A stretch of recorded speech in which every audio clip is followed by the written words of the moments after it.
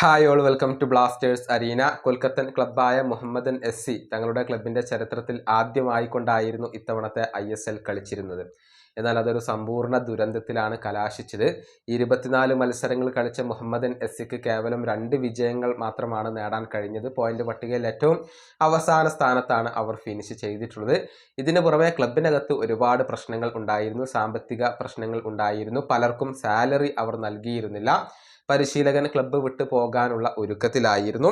മാത്രമല്ല FSDLുമായി ഇപ്പോൾ അവർക്ക് പ്രശ്നങ്ങളുണ്ട്, അഥവാ ISLന്റെ നടത്തിപ്പുകാരുമായി അവർക്ക് പ്രശ്നങ്ങളുണ്ട്.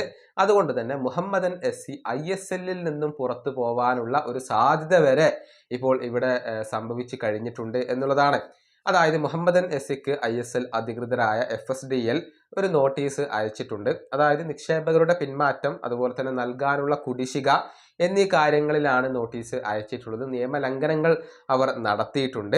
ഏപ്രിൽ 11-ാം തീയതിക്ക് മുന്നേ ഈ വിഷയത്തിൽ FSDLന് ഒരു മറുപടി മുഹമ്മദൻ എസ് നൽകിയിട്ടില്ലെങ്കിൽ അവർക്ക് ഈ ഒരു കോൺട്രാക്റ്റ് ടെർമിനേറ്റ് ചെയ്യാനുള്ള അധികാരമുണ്ട്.